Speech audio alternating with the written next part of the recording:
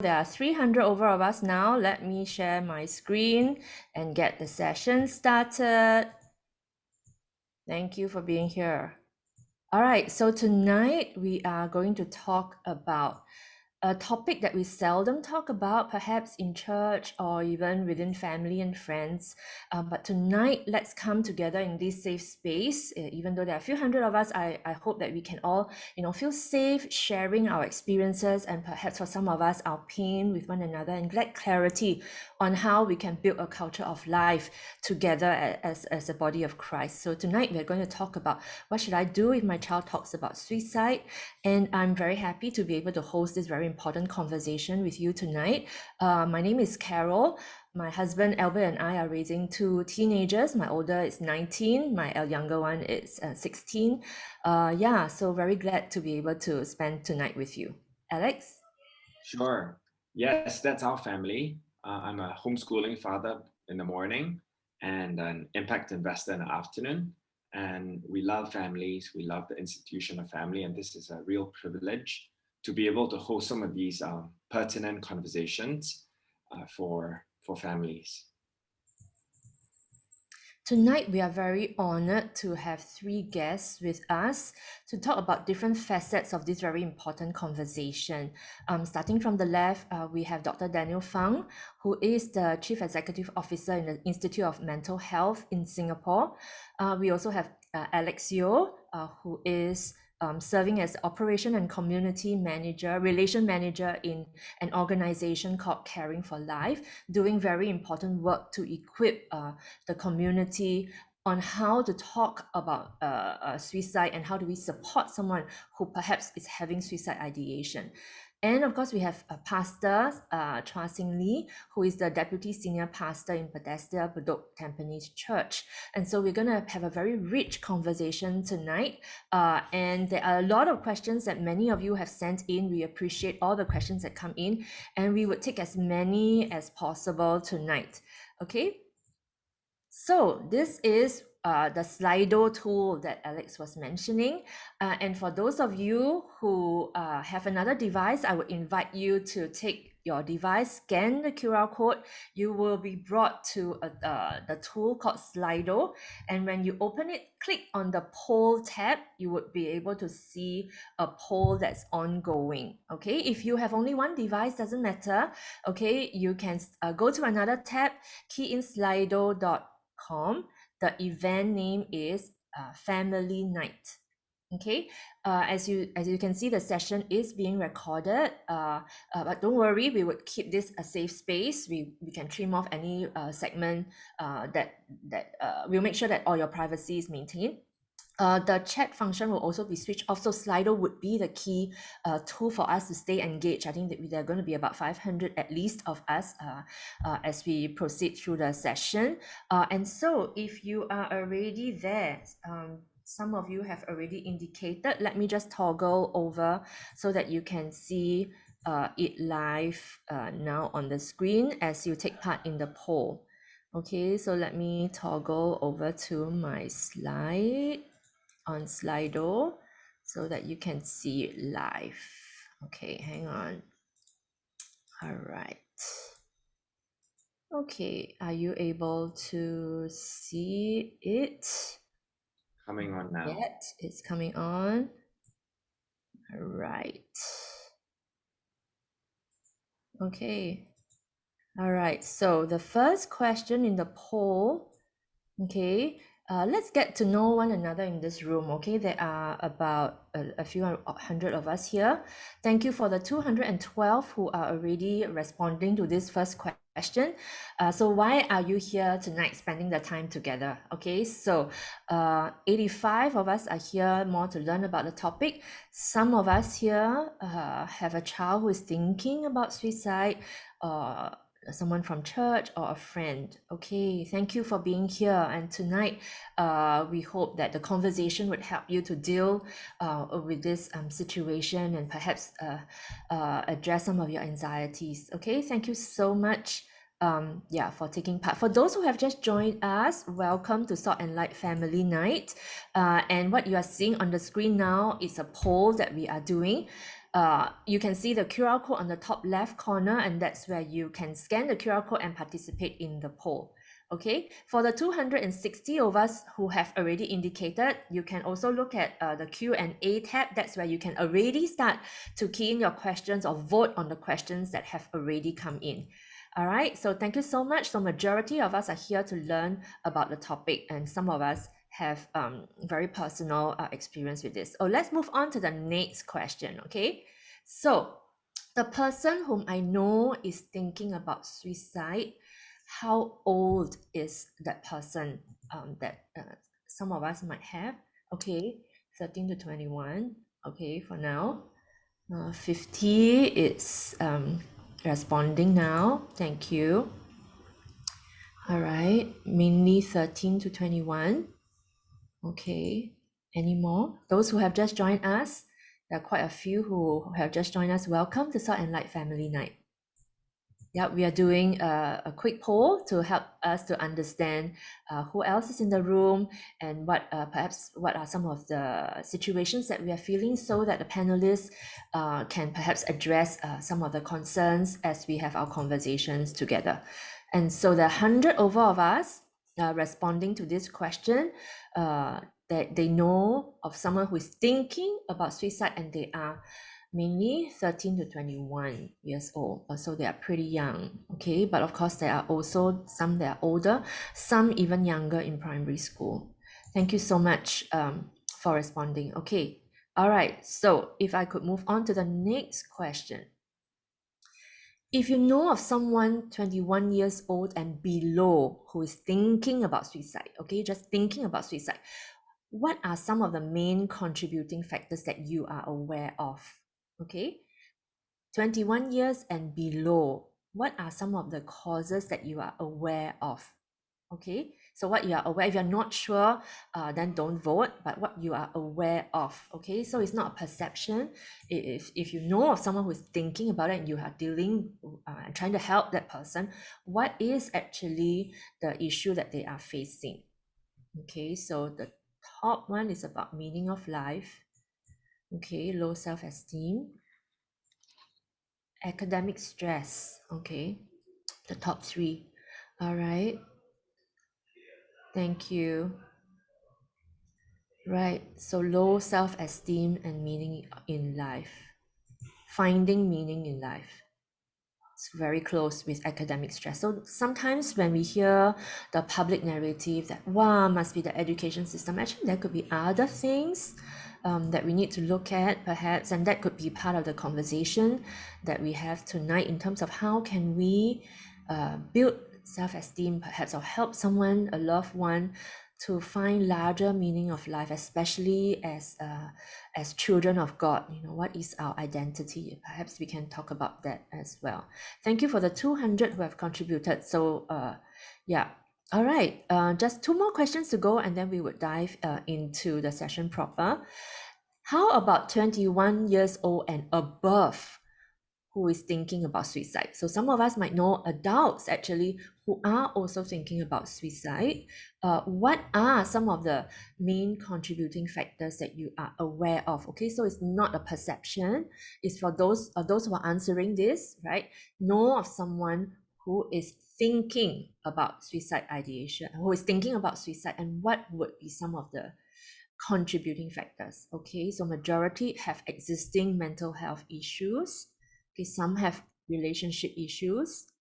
Okay, all right, majority have got existing mental health issues that they're trying to deal with. Perhaps some of them are having medication, perhaps they are seeing a counselor.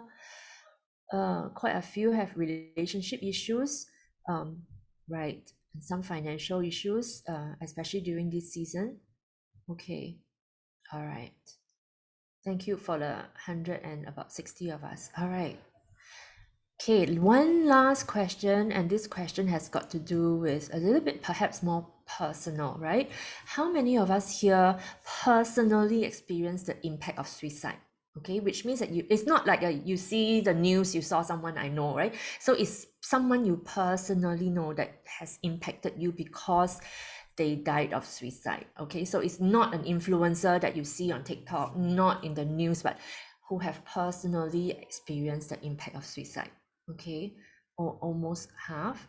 Okay, have someone who have personal experience. I'm so sorry if this session brings up any memories. Yeah, at any point in time, if you feel uncomfortable, do take a break. Yeah, and or direct message us. Yeah, or just take a break, have a drink. If this trigger any memories or anything that makes you uncomfortable, we are really here tonight as brothers and sisters in Christ. Trying to deal with this issue and understand the issue more deeply, so that we can support one another. So that even for those of us who may not be thinking about suicide, but we can be impacted by suicide very deeply. Yeah, so thank you so much for participating in the poll.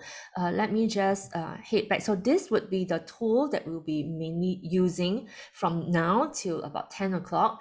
At 10 o'clock, when the session formally ends, then we will open the chat in Zoom where you can share and encourage one another. But from now to then, because there are 500 over of us right now, we would be mainly using Slido. You can look at the questions, and if you see that there are some questions that you are also thinking about raising, you can upvote on that as well. Okay, so thank you so much. Let me toggle back to my slide. And Alex, would you like to share a little bit about the Sure. verse? Yeah.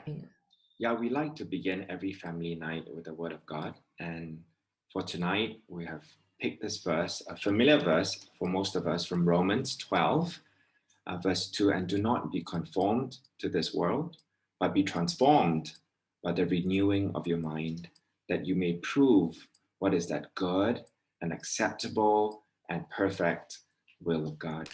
Yeah, I was talking about actually the sun and the moon with my daughter yesterday, and we discussed how even though the sun is always shining and giving off its great heat and light, there are these times when the clouds hide the sun. And just as the clouds hide the sun, pain and fear and hopelessness can hide God's face. And what a season we've all been in, where routines have been disrupted, and when there's been more uncertainty than ever. And before we begin tonight's conversation, I think, know that if you're struggling, you're not alone. And we hope that through tonight's conversation, hopelessness will give way to hope, and fear will give way to faith, and pain will give way to healing. So with that, we would like to begin our conversation tonight, and maybe I'll direct the first question to Alex. Alex, you've gone through quite a journey, right? From having suicide ideation yourself to now supporting parents and caring adults so they can effectively communicate with those who are having suicidal ideas. Can you share with us how your journey has been, maybe from the time when the first notions of suicide first entered your mind? First of all, I just want to thank, of course, the opportunity for me to share. And I do hope that my own life experience will bring some form of comfort to those who are struggling, knowing that you're not alone, right? And also for those who are caring for others who is having suicide ideation, to know that, as what Alex said, there's always hope, right? So referring back to his question, I think the very first time when suicide ideation came to me really strong was probably about no less than 10 years ago. It was at this moment, there was a lot of things that was going on in my life, whether if it's my own personal relationship, career, family, all these all came together. And so happened that when there was something that was happening at that very moment, I think my body was so stressed that there's this vision of me thinking of jumping from high floor, and it was such a clear, vivid image that I could see myself doing it. And to the extent that I could almost feel the whole sensation, right? But what's been, I would say, God's grace lah, was that when it happened, I happened to be in contact with someone whom I was very close, and that person kind of I guess slowed my impulse to some extent. And then the next few days, again, by God's grace, I had the opportunity to talk to professionals, right? Although at that point in time, I didn't quite open up my suicide ideation, but the professional was able to help me to process the other stressors that was in my life. But the thing about suicide ideation, right, while it first came some time back, when it first started, it continued to come back as a flashback, whereby when my body comes to a certain level of stressors again, it starts to flash, where I could see myself doing that again. And there will be thoughts of this thing saying that it will be so much easier that you don't have to deal with this if you do that, something like that, or all this problem will stop. So it is a very scary thought.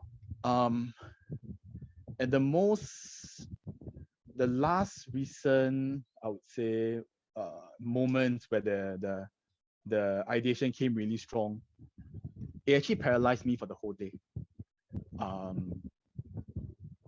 So it is definitely, I would say this is pretty much a life journey now, whereby I'm pretty sure there will be other moments next time that you guys going to be flashback. I think it's because maybe my body has come to a point whereby this becomes a part of its own coping mechanism, where things are at a certain level of stressors in which the circumstances are often out of my control, at least at that moment. That's how one of the methods that my body seems to cope with, right? And at this moment, I'm also still seeking counseling on a regular basis with Fei Yu actually, and this is part of the things that I'm doing.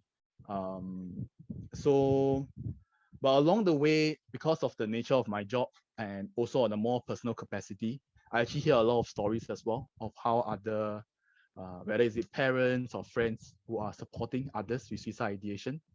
And I'm also doing freelance tutor as well. So I had the chance to have contact with a lot of youths. Some of them are even previous suicide attempters, and I really hear a lot of their stories. And yeah, it is a difficult journey, but it is definitely possible to continue the journey and overcome. So yeah. Thank you so much, Alex, for sharing your personal journey with us, and appreciate all the work that you're doing to support others who are going through that journey. If I could now invite Dr. Daniel Fung to share perhaps what are some of the trends that you are seeing, broader trends in terms of the suicides, and how can families, churches, and the communities can come together to support those who are thinking about suicide. Muted. Can you hear me? Yes. Yeah, sorry, I think I muted myself. Thank you, Carol, and thanks, Alex, for the sharing as well. I think the problem of suicide has always been there. We don't talk about it as much because I suppose we are still a fairly conservative Asian society. In fact, when about 15 years ago, when we set up the mental health blueprint, one of the questions we actually asked was whether we should have, a suicide sort of support system up front. I was in Denmark recently, well, not so recently, but in Denmark, and we were doing a tour to understand how they manage suicide. They actually have clinics for suicide. Now, you might imagine if we did that in Singapore some years back, it would have been very difficult for it to sustain itself because people would avoid it because there might be some stigma. We did not have a suicide plan, so to speak, because we had a mental health blueprint. And that was more acceptable, even though mental itself is quite stigmatizing. Now, why do I talk this way? I mean, we're here to talk about suicide. the reality is that suicide is very stigmatizing in our society, and people find it hard to talk about it. And particularly, I think it's also not something that within certain, Christian groups, whether it's something that people are willing to talk about. And so I think it's important to sort of recognize this is still a stigmatizing issue. The other thing is, of course, actually suicides in Singapore in terms of overall trends, we've been monitoring this for the last 20 to 30 years, is actually on the downward swing. That means the number of suicides actually coming down. And this is not because of any reason, except for the fact that we have a very safe and prosperous country. There are less issues, but that doesn't preclude the fact that suicide does occur. And what has happened from the past till now, that means from the time we became independent as a nation until today, the trend used to be that female suicides were higher than male suicides. And that has reversed by about the 1980s. So that now, generally across all age groups, men are killing themselves far more often, about twice or 3 times more often than women. So that's a good thing. I mean, not a good thing is a good thing for the trend, because obviously it does mean that women are getting much more protection and less likely to be traumatized, and therefore less likely for suicide. But it does show that we become like other societies. And overall numbers, suicide is always measured against, it's a rate. So it's per 100,000 population. That has come down. We are now below 10 per 100,000. In 2016, the United Nations Sustainable Development Goals actually had a health metrics measurement looking at burden of disease. And Singapore actually ranked on health metrics #1 in the world. Our suicide data was the only thing that looked vaguely in the orange or yellow mark. So compared against the rest of the world, our suicide rates are low. However, there are some disturbing trends. One disturbing trend is young suicides. There's been an increase, and particularly among boys, and then among certain ethnic groups, which we are concerned about. And this probably has to do with a lot of stress or life events. Now, for the young, as opposed to adults and elderly, or working adults and elderly, the causes of suicide are often relating around life events. And I know just now we saw the survey where people said that about 50% have some kind of life events, bullying, academic stress, relational problems. Those are still quite important in the younger age group. But I saw that a lot of people said meaning and purpose is missing. Perhaps that is true for suicidality associated with thinking about dying or even making an attempt, but not actually dying. If you look at the suicide data, that means those who have completed suicide, it actually suggests that these relational issues, these stresses do have a greater impact. Now, of course, for every person who commits suicide, 10 people attempt. And the best way to predict a suicide is actually a suicide attempt. But we also know that people who think about suicide, that means having suicidal ideation, we are talking about maybe almost 22% of the population. We did a survey in Singapore amongst young people, not a survey on suicide, but just a general mental health survey. We found that about 20%, 22% had suicidal thinking. So suicidal ideation doesn't necessarily lead to suicidal attempt and actual suicide. It depends on a lot of factors. So life events is one. The other are genetic vulnerabilities, because suicide does run in families sometimes. There are some genetic risks. And then there is the question of mental illness. I believe that some of the questions on Slido ask about that. Is suicide a mental illness? It is not a mental illness, but it is frequently associated.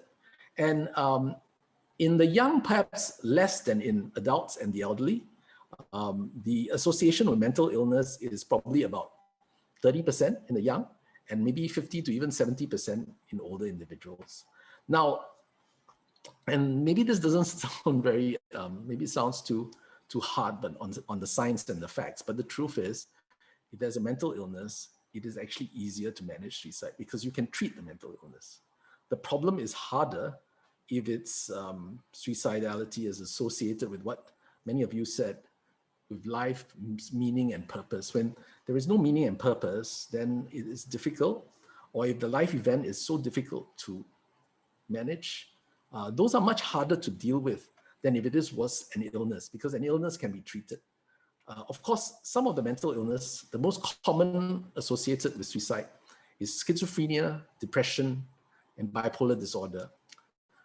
It's hard to treat those disorders because they're fairly chronic, and they also have genetic risks. Now, I say all of this with a great deal of heaviness in my heart. I may not have personally been suicidal, or at least I don't think I remember being suicidal. There are times when I didn't, failed an exam or something, I feel like, well, life is not worth meaning, but living. But it's kind of it's not a pervasive descriptor as for example, as Alex has described. But in my life so far, I have to deal with patients who have committed suicide on my watch, people who have taken care of. And that's always hard. So if you know one person who has committed suicide, I will tell you I have 8 people who I remember as my patients who have died under my care. Could I have made a difference? Sometimes I ask that question and I wonder, did I do the right thing? Should I have given this medicine? Should I have done that? Those are all the questions we all ponder. Even though the suicide rates are low, every suicide is a painful process. And so we must be aware of that. I can talk more, but I think maybe we can let the rest of the panel sort of chip in with some questions. Yeah, I'm just looking forward to the rest of this evening already, just having a rich conversation authentically. Thanks, Dr. Fung, for all that. Maybe I'll take the conversation to Pastor Singh Lee now. I've been recently made aware, Pastor Singh Lee, that among the more Pentecostal circles, that there is talk of this belief that there is this spirit of death and spirit of life. And sometimes to deal with suicide ideation, it is to cast this spirit of death away from this person. What would you have to say to that?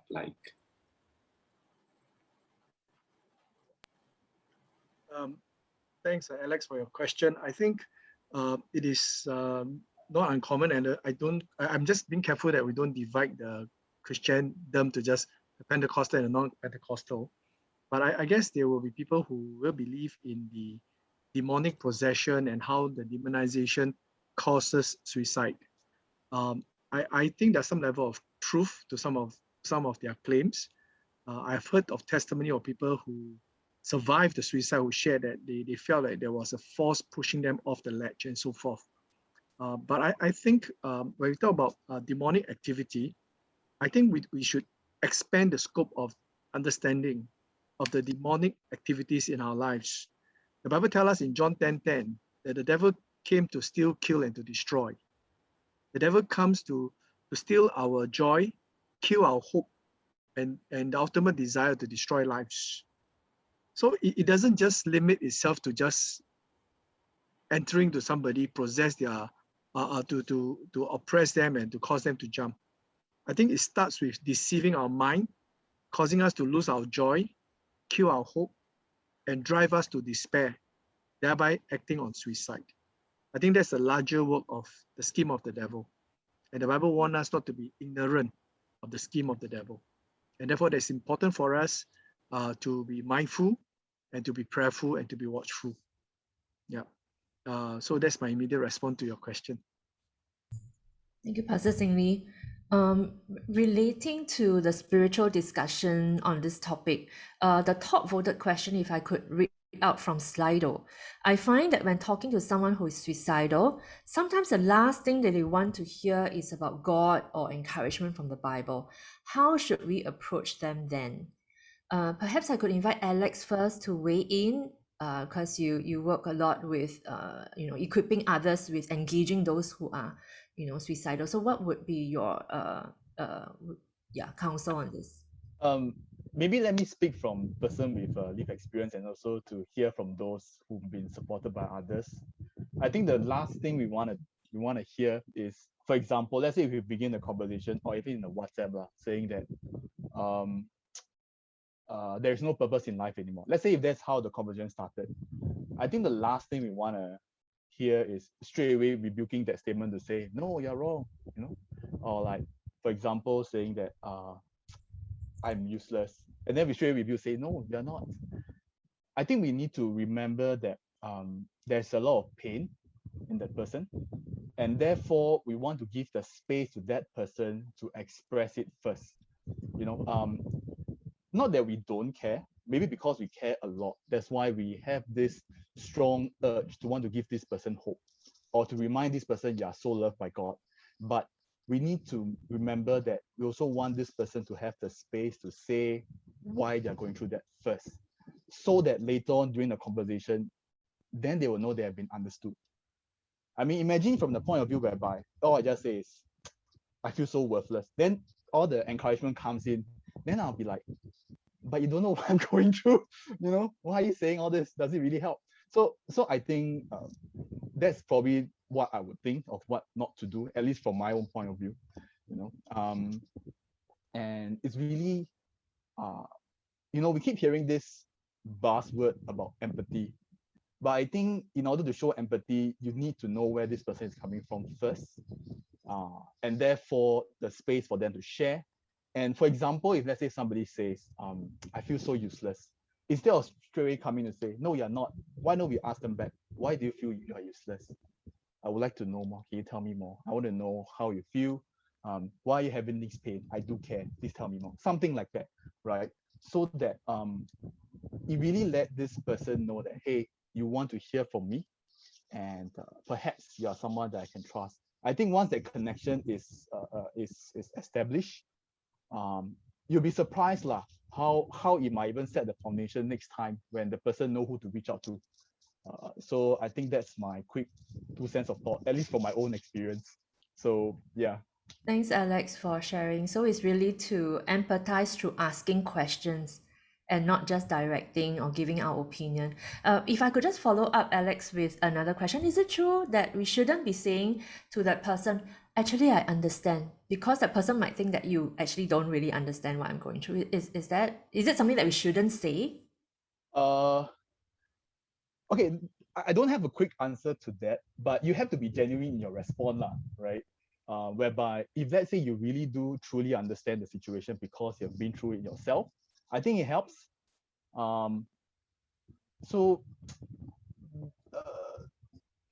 Otherwise, this is something that I learned from another professional. This is what the professional shared with me, is that if you don't understand the situation because you've never been through it yourself, why not try and relate to the emotion that the person is feeling, the pain that this person is feeling. So for example, if this person is undergoing through some situation in which you have never experienced before, say bankruptcy, right? You might not have been through bankruptcy before, so it's very weird for you to say, I understand your situation. But if through bankruptcy, he's facing a lot of other pain and stress sources, I think it's something that we can relate to. And therefore, by saying that, hey, I don't understand, like, I've not been through your situation, but I can really feel your pain. I think that helps. And that is very important for a connection to be established. It's like when the counselor at a point in time when she was speaking to me, a lot of it really comes from the point whereby the counselor says, I can really see where your pain is coming from. And that really helps. That really helps. So yeah. Thanks, Alex, for the clarity. Yeah, really relate at the emotional level instead. Thank you, Alex. Pastor Singh Lee, would you have anything to add? Like, how would you advise your leaders or perhaps yourself in reaching out to those who are thinking about suicide? I think I just want to echo what Alex said earlier. I think the need to validate their experience.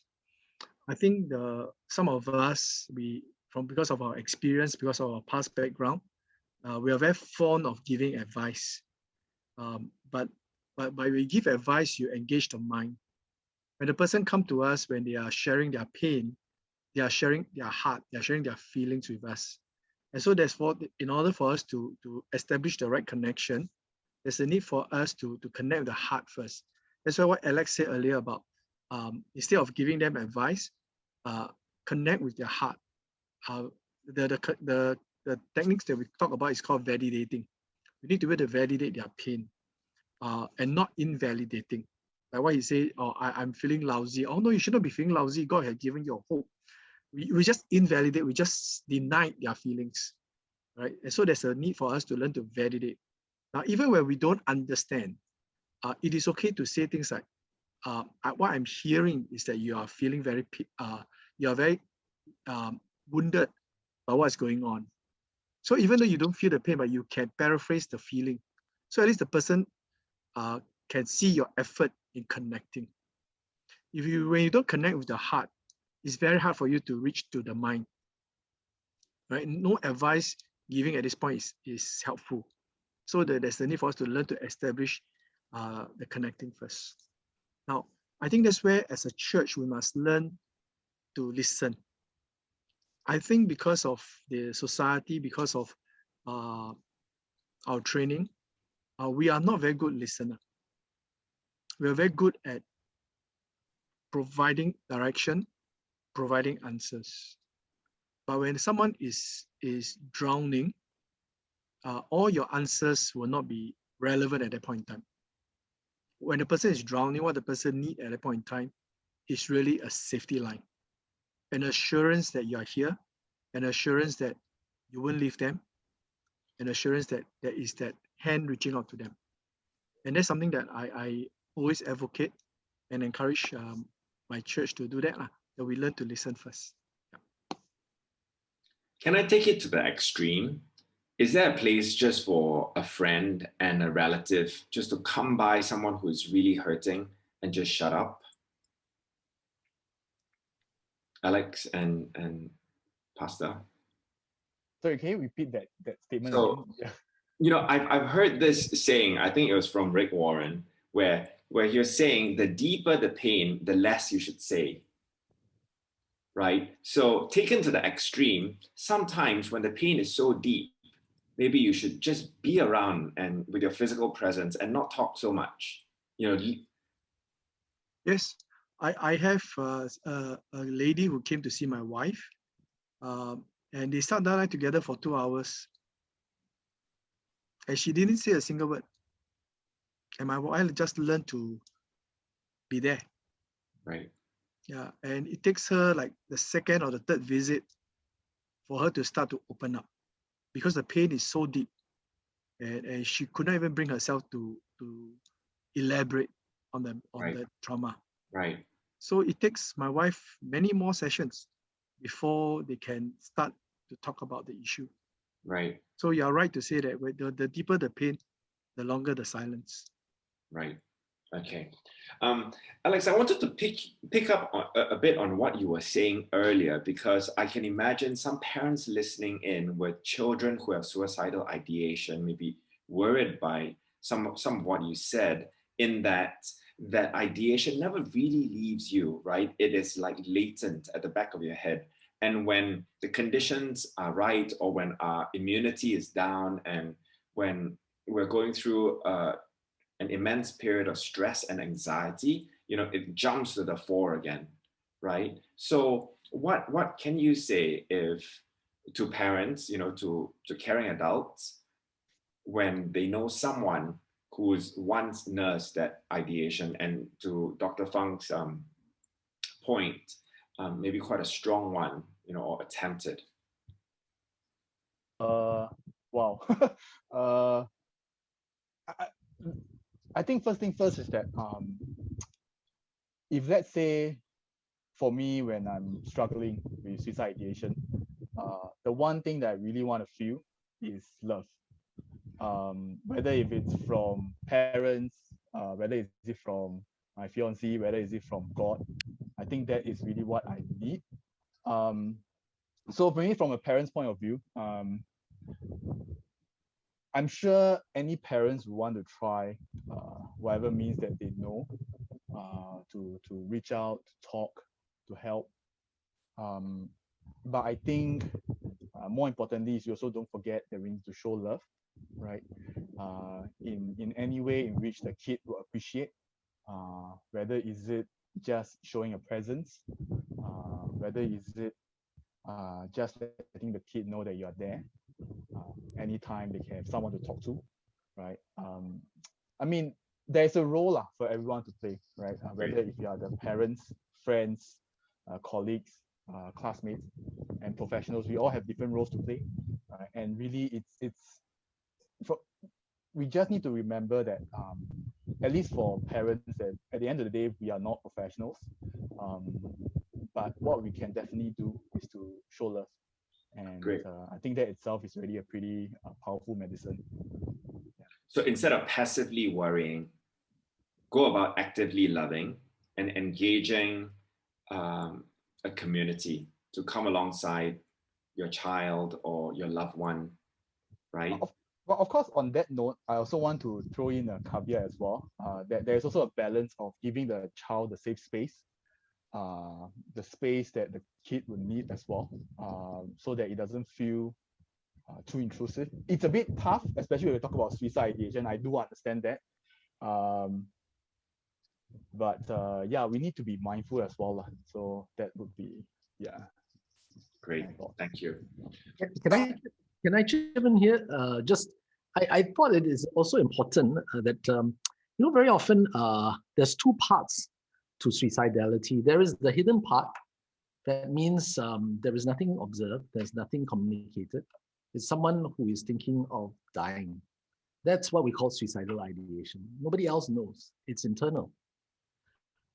When it comes out, either in communication or attempts, that's already a more overt. But when it does come out, it also offers an opportunity for help. So I think sometimes we get very worried because someone says, or the child says, I want to die. Actually, the child, by telling anyone that they want to die, is a good thing, because they're trying to share a feeling that they have, they don't know how to deal with. So very often these communications should be seen as cries for help, and we should be overt in trying to provide support and help because they ask, right? In fact, a lot of cases in which a person commits suicide, nobody knew because they never communicated. So I do think that it's helpful. Parents shouldn't get very overly you become very distressed by this.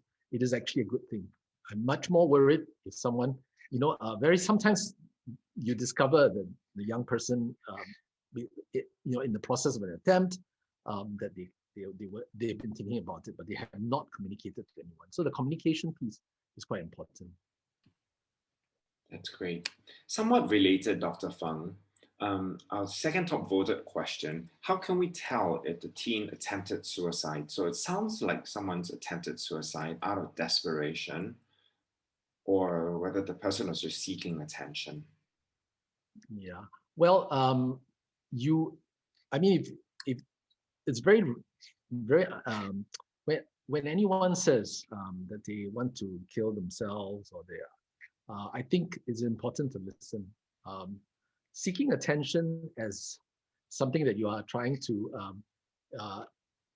usually it's very flippant. It's not and it's set in a way that is not serious. I think people who know the young person, the child, should be able to ascertain the difference. I mean, obviously, there are people who want certain things, like some young people we know who see, they will say, I'm going to kill myself if you don't give me this. This doesn't sound like, someone who's crying for help. It sounds more like, they're trying to bargain for something. And suicidality gets people's attention. So it's how that is being communicated. Of course, if it's linked to a life event or stress, it's helpful. I'm gonna share a slide here because I think it gives us a good idea of this whole process.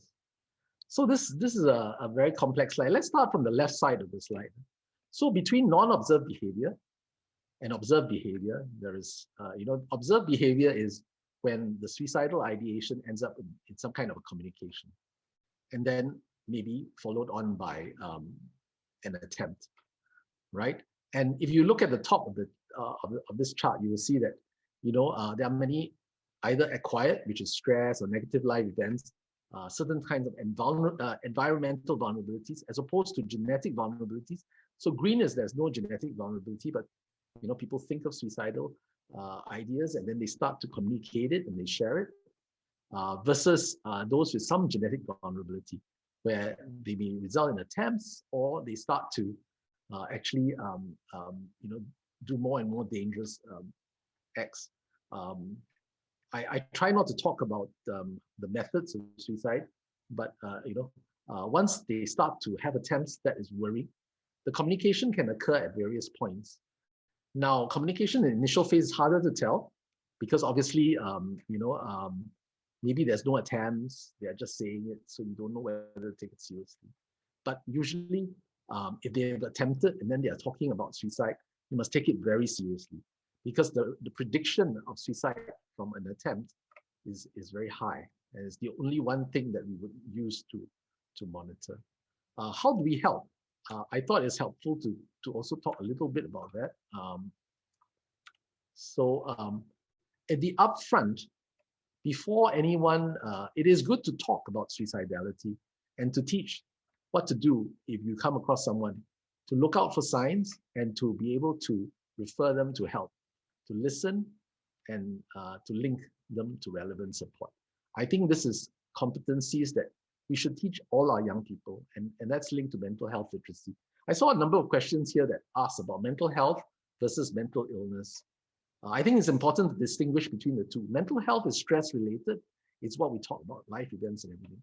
Mental illness is very specific. So schizophrenia, someone asked, is schizophrenia a genetic? Yes, 1 in 10, it does run in families, and it does start in teenage life, right? And certainly that's high risk for suicide. And then training in terms of understanding your physical needs, your physiological needs, enough rest, eating well, all these are very important health promotion or suicide prevention. There are also life crisis management support systems, which we discussed, and a psychologically healthy environment in which people can share about how they feel. This is not something that's common. I think it's a lot easier to tell someone I got a stomach ache than to say, I'm worried about something and I don't feel good about my family or about my work. It's harder. So can we do more of that? Allow that to be talked about in church, in our groups, in ourselves. And then, of course, if there are suicide attempts, how do you support them? How do you not stigmatize them? Do we have support groups? And then, of course, actually screening for suicide. That means asking individuals who are distressed whether they are thinking about suicide. There is a screening questionnaire called the Personal Health Questionnaire. And the PHQ has got one question about suicidality. And we actually think that it's worthwhile asking this question, even in normal screening of people who are very stressed or anxious and so forth. So I thought I'd just share this little approach as a broader thing. Let me stop sharing. Thank you so much. If I could just follow on to what you were sharing just now in terms of the screening, Dr. Fung.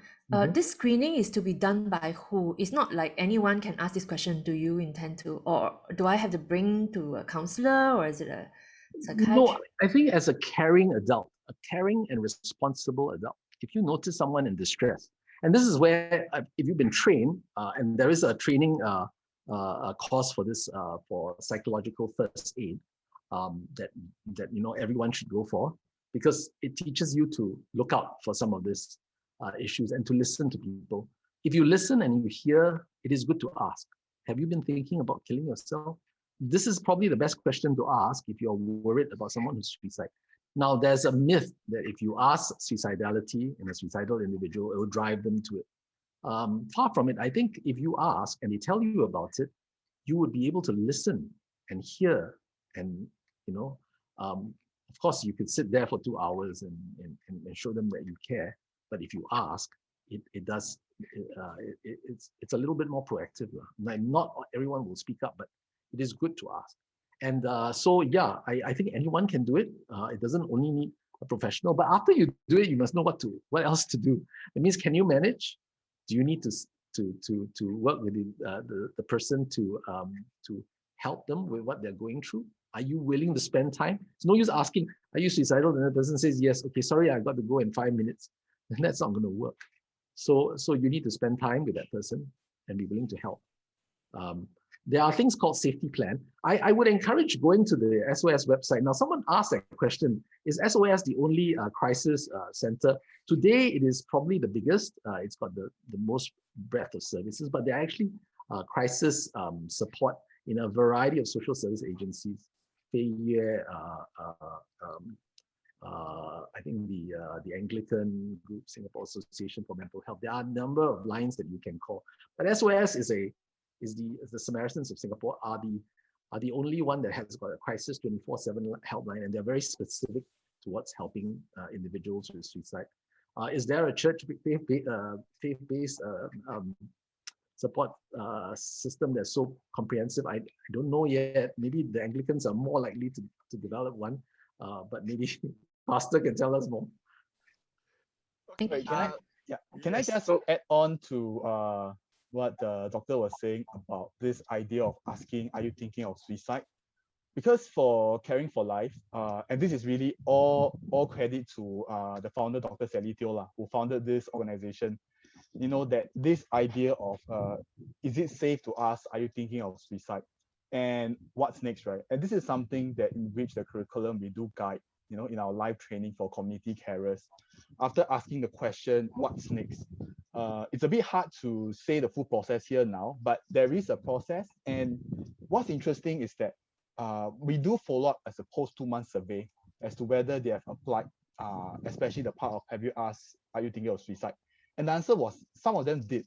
And they actually managed to flag out some person with suicide ideation in which they could successfully brought this person to see a professional. So I just want to echo the importance of this question, are you thinking of suicide? And of course, knowing what to do next. So yeah. Thanks, Alex. I also want to echo what Dr. Daniel said earlier. I think there are courses available. In the past, there's this course called Mental Health First Aid that train us how to apply mental health first aid to people. And part of it is also talking about asking the screening question. The doctor involved, the psychiatrist involved have since converted the course to Life First Aid, LIFE, which is quite similar to Caring for Life, but it's a Christian version, right? And it's also talk about how to listen and how to encourage the person to seek help. So training are available, whether in CFL or under Life First Aid. So just to answer that question, now coming back to Dr. Daniel's question about are there resources available beyond SOS? I will do the advertisement for Alex. You can go to Mental Connect. Right, there's a website called Mental Connect, and under Mental Connect there is a faith-based resources that you can go to. All right, there are Christian psychiatrists, Christian counselors that you can turn to for help. All right, so Alex, I've done you your favor. Thank you, Pastor Singh Lee. If I could ask Pastor Singh Lee and Alex, I think on this issue about confidentiality, I think that's a question in Slido that talks about if a young person approach, say, a teacher or a friend, you know, and share their thoughts about, you know, taking their own life, how should the teacher, or it could be a church worker, when should be the time that actually they should tell the parent, or you know, or should I, you know, keep some confidentiality because I have the trust of that young person? How do we deal with that? Pastor Singh Lee first, perhaps, and then Alex. I thought you should ask Dr. Fung first. Yeah. Okay. Yeah, Dr. Fung. Sorry, what's the question? The question is about confidentiality. I wonder whether the patients who come to you, is there like any arrangement where you do need to tell the parents what goes on in the consultation of a young person? Yeah, but what if the parent is actually the bulk of the problem? And how do you deal with that? No, I think first of all, I mean, whenever we see individuals, even young people, we think that they have capacity, and most of the time, you know, I mean, using age as a guide, even if they're 12 or 16 years old, I think you assume that you know, you start the conversation with them first. Sometimes you know, the parents are there with them. We need to make sure that, you know, they're comfortable with the parents there, and then sometimes we try to see them individually. Everything, all our consultations are confidential, not just about suicidality. When you see a doctor, it is a confidential conversation. Now, the problem comes when there are certain things which they tell you, don't tell my parents, I'm going to tell you this.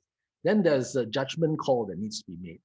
Is there a risk when you make that promise? And when you make that promise, are you going to, later on find yourself caught because they're going to tell you something that you feel you must share with the parents because it's something serious? For example, if there's sexual abuse or something, and you need to even share with the child protection or with the police. So I think it's helpful to explain that it's confidential, but if I think there is a risk to you as an individual, and I have a responsibility, I may have to, sort of break that confidentiality, but always with your concerns in mind. But I get this question quite a fair bit. I mean, a lot of young people say, we're not talking even about in a counseling situation. I mean, suppose you talk to your friend and your friend says, hey, you keep a secret, can you? Okay, I've got a plan. I'm going to kill myself next week at this time, and but you're my best friend. I'm telling you this, and here's all my possessions I give you.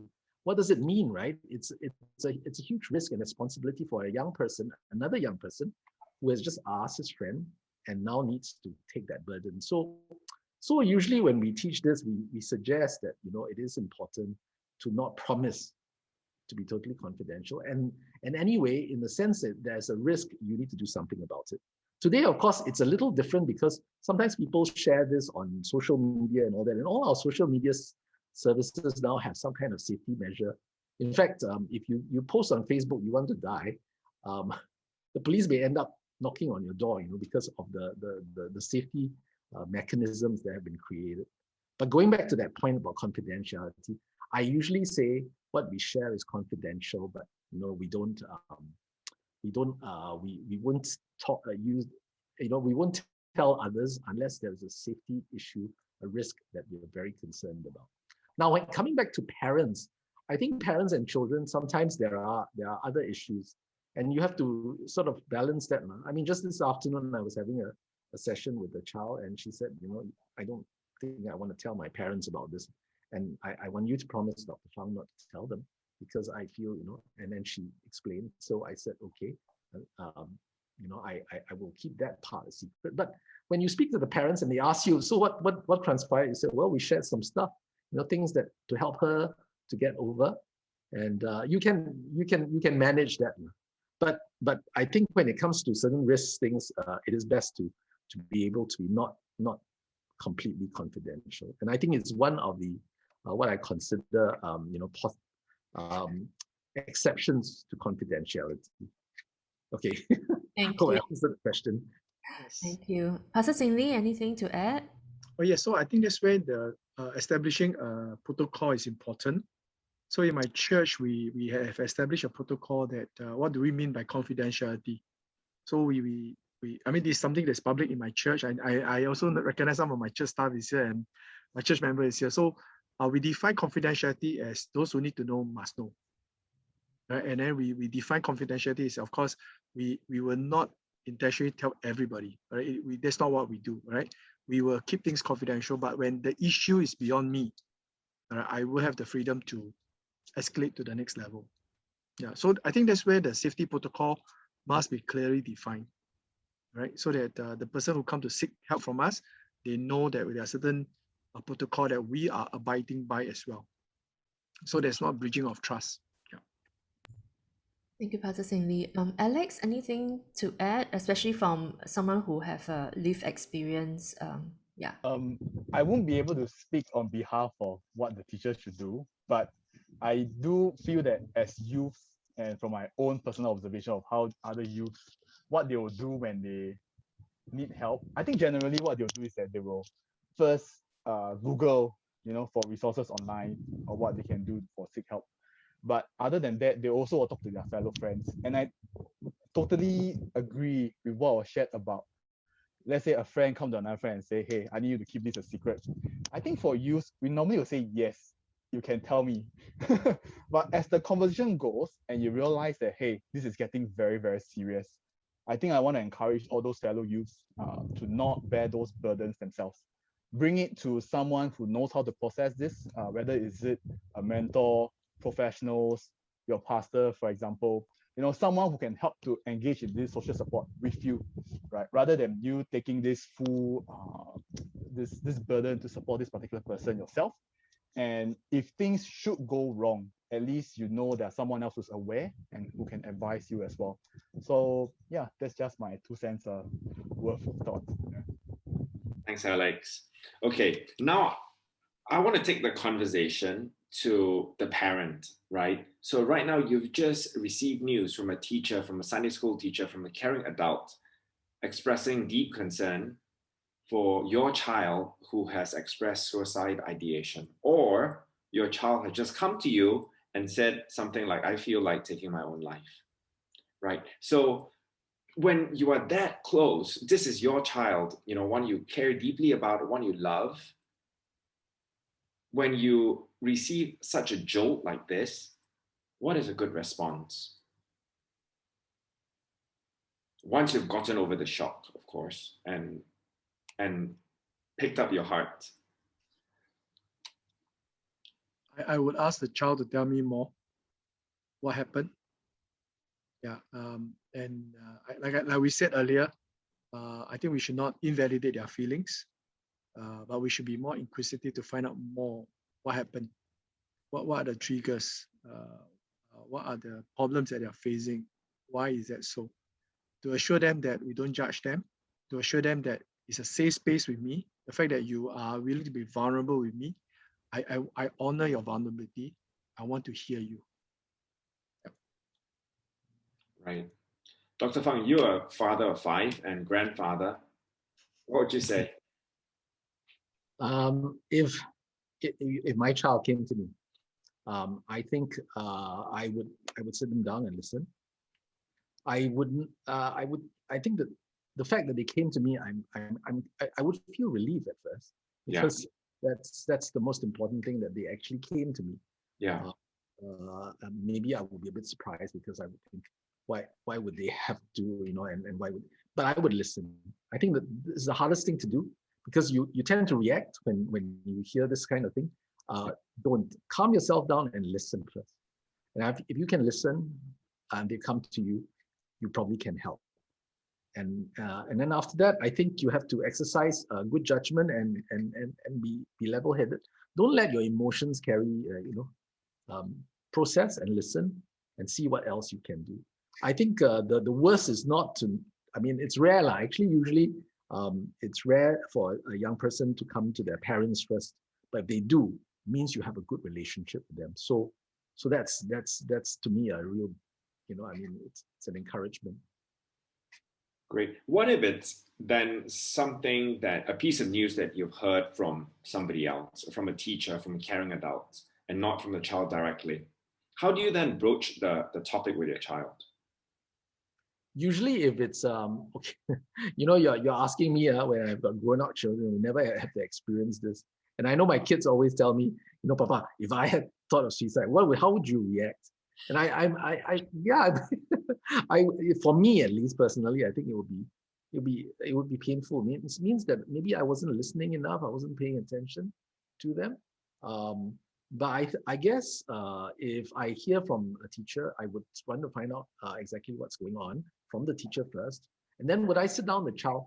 I think if I have a good relationship with the child, it all depends on how you are with your child. If you feel that you can talk to them, I believe I would sit them down and say, look, this is what I heard from your teacher. Someone mentioned that, you cut yourself, or you talked about dying, or you wrote an essay. Would you like to talk about it? I think it's good to talk about it and to ask them, are you thinking of dying? Because if the parent were to ask, I think the child will tell, even if it's something that they kept from the parents. Right. Anything to add, Pastor Singh Lee or Alex? Yeah, so I think for parents who cannot control yourself, please don't go to confront your child straight away. Please go and talk to other parents. Find your support first. Get yourself sorted out emotionally first. Yeah. Before you approach your child. Productive, isn't it? Sorry, I didn't hear you, Alex. What did you say? Otherwise, it is counterproductive, isn't Yes, it? that's right. That's right. So that's why I say that with Dr. Daniel, where he's so well trained, so he is able to do the right thing. But for some of us parents, where we hear it from another source, all right, we have to deal with our self-esteem, we have to deal with our own regrets, we have to deal with our self-blame. So we need to sort out all our own emotions first, before we work out something.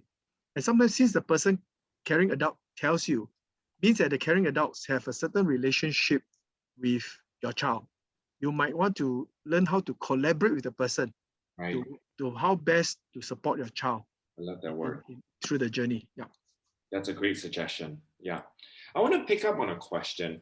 I remember this conversation I had with somebody in the US when we were visiting, and she is a counselor of a school, and people would see her whether when they have attempted suicide or when they have suicide ideation. And she said this to me. She said that 4.5 out of 5, when you trace these students back into its root, it's got some influence of technology, to have some of this ideation.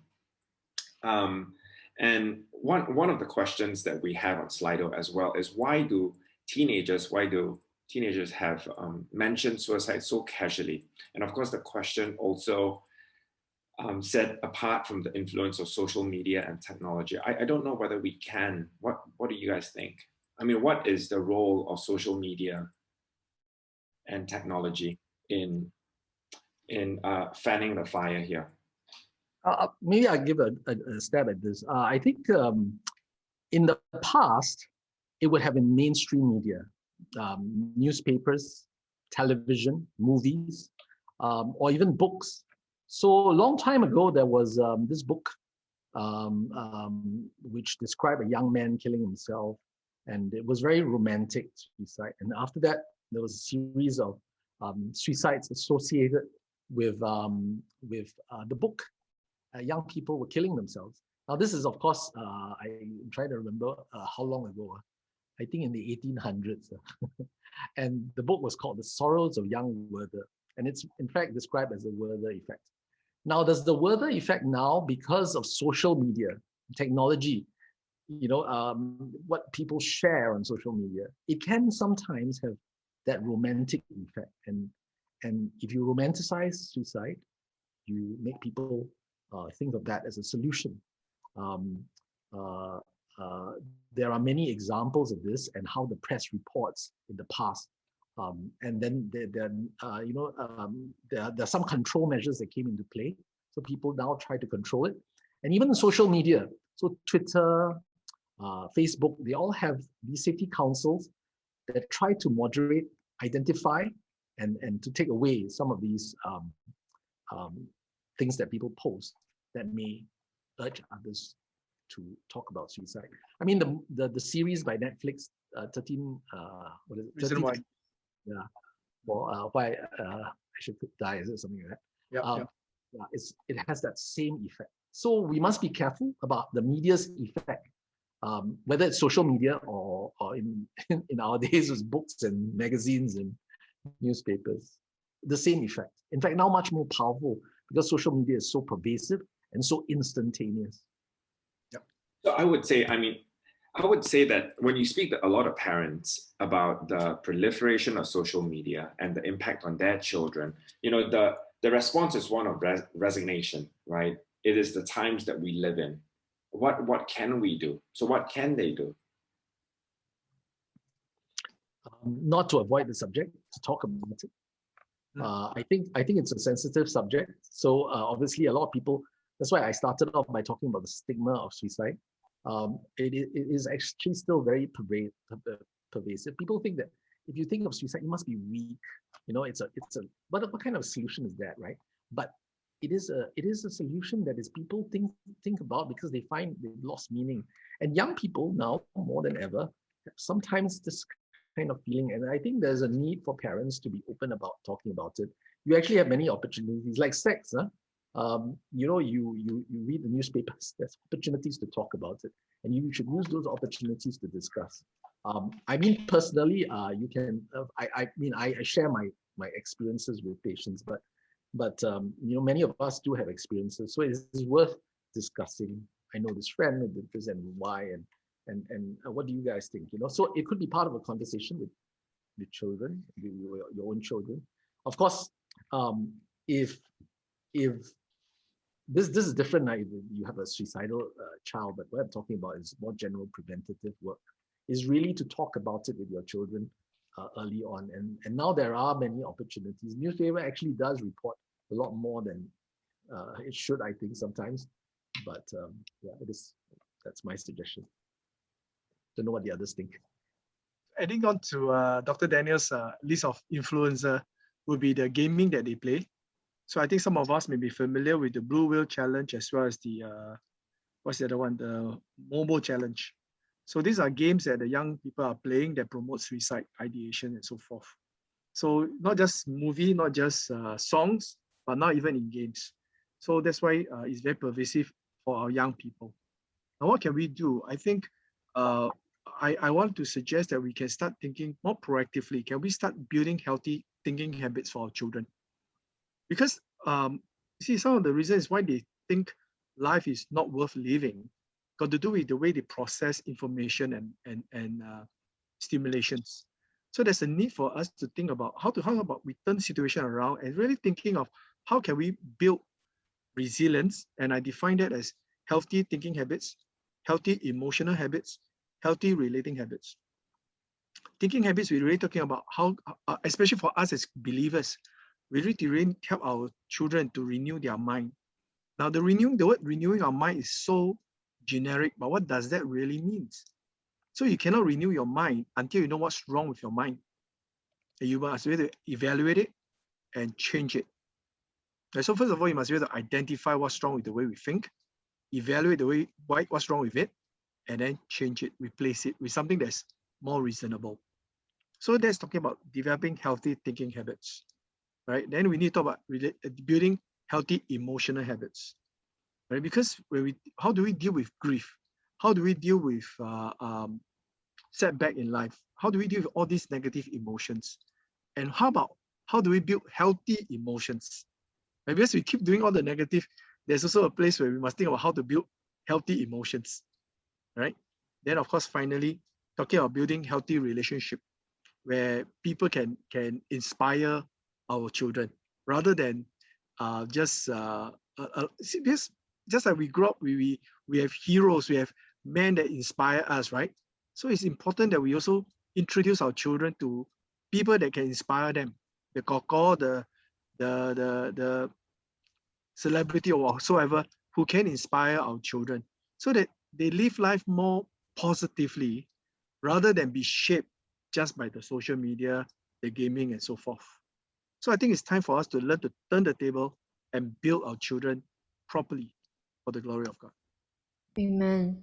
Thanks, Pastor Singh Lee. If I could press in further, one of the observations by the group was, one of the key issues is that those they observe thinking about suicide have this issue about lacking or seeing the meaning of life.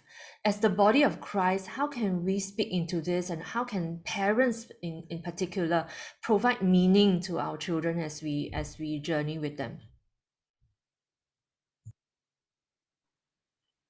I think it's really coming back to parenting skill, right? I think parents need to be equipped. You see, a lot of us somehow grew up on our own. We go through this school called the School of Hard Knocks, and we pick out certain survival skills. And it works for some of us. But sometimes some of these survival skills are actually unhealthy. And as we grow in the law, we realize that some of these survival skills are not healthy. And we need to process some of this learning and then pass it on to our children so that they learn the right thing and not the bad thing. All right? So I think the discipleship must start at home. And that's where the role of the church is to equip the parents how to bring discipleship back to the home so that you can because home is really the place where learning can really take place. Yeah. I'm not sure I'm answering you fully, Carol. Yeah, so yeah, thank you so much, Pastor. It's really up to the parents. We really need to step out and provide the meaning, including how we treat education, I guess, and manage the education stress. And one more question, Pastor Singh Lee, relating to spiritual, because time is running out. We want to address the spiritual elements as well. There's a question about what happens to a Christian who dies by suicide. Could you speak into that, please? Okay, so I think the bigger question behind that question is that whether the person will lose his salvation. Right? Generally, when people ask me that question, is also whether this person will end up in hell because he killed himself or he killed somebody. I think that's where we must understand where will the person lose his salvation. And the Bible only make one particular provision, and that's when the person blasphemed against the Holy Spirit. And then when the person crossed that line where he have rejected God totally. Well, for a person who, because of be it mental health stress, or be it due to a moment of anger, he killed himself, I don't think that would disqualify a person from his salvation. Yeah. So that will be my response. Great, thank you. I think. Can I just add a point about the parenting piece? Please. I always like to say that I think as parents, we need to do two things, right? Sometimes we have to be demanding of our children because we can't just let them do anything we want. But when we are demanding of our children, we mustn't forget to be also responsive to them. These two arms are important. I talked about it before. A responsive and demanding parent is an authoritative parent, whereas a demanding parent without the responsiveness is an authoritarian parent. And for teenagers, authoritarian parents are seen as quite difficult and may make them feel like they're not loved and cared for. And one of the purpose and meanings of life is that you are loved. So if you don't feel loved, then it really affects them. So that's something to think about. And of course, don't be low demanding and high responsive because you will spoil your children. But it is always important to think about that. And I think that relationship with their children is very important, so that when there are times when they are feeling very distressed and they're feeling very hopeless, you can respond to that. I do think that as Christians, we do emphasize on the sanctity of life and the importance of this life. But I mean, Christians, like anyone else, may also be subjected to the difficulties of life, and how we can help one another in those difficult moments are quite key. Not only our children, but other people's children, when we have to help, I think that's important. And I think we need to be able to be willing to help in situations where you think it's difficult. Be willing. I don't think you can do something wrong by caring. And that's important. I love that. I love that reminder to love, to care. I remember a friend had remarked to me once that even as we keep making these technological advances, with each new birth, emotionally we reset to zero. And this person needs that tender loving care, that tender mercy, and that love. I think in sort of closing, I think what we'll do is we'll have a soft close at 10 o'clock, while our panelists have agreed to stay till 10:30 for those of us who have more questions. So in this soft closing, I would like to take the conversation back again. You touched on a bit earlier, Dr. Fung and Singh Lee, to this preventive spectrum of mental health and suicide. Right? I mean, when we need to be remedial, we need to be remedial, but it's much easier being preventive, right? So you talked about this conversations through things you read together and having just conversation-rich environment at home. If I could just go through with the panelists, what are some preventive measures that we can do for our loved ones, in our families, for our friends, before the ugly head of suicide rears itself?